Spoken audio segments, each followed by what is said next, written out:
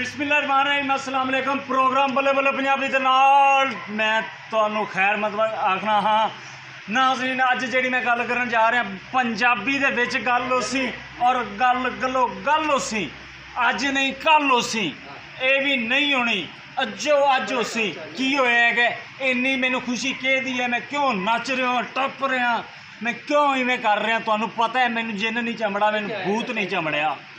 मसला ये है कि साडा कुत्ता जित गया ने, कुत्ते दियां वाछां पाड़ दित्तियां ने उन्हें। ते तुहानू मैं विखावांगा कुत्ता, तुहाडे वेखते होणगे रोंगटे खड़े।